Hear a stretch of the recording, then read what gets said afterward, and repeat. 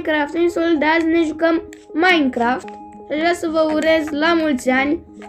Asta deoarece astăzi este 1 decembrie.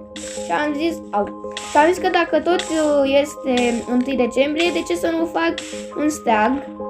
Și am mai făcut deja un steag, dar acest steag va fi mult mai mare.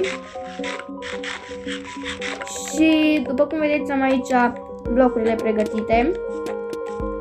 Și aș vrea să vă mai arăt o chestie la skin-ul meu. L-am schimbat puțin, acum are acel steguleț.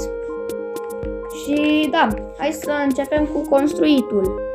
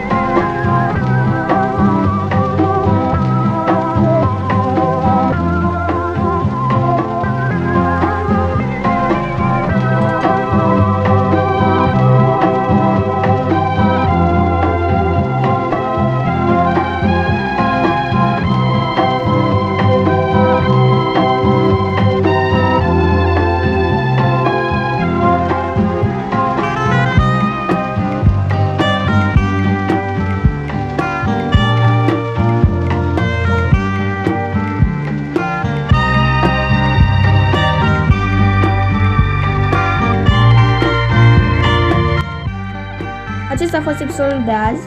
Dacă mai vreți episoade, nu uitați să apăsați pe acel buton de like, să vă abonați, să apăsați pe clopoțel doar ca să știți când fac filmulețe noi. Pa, pa!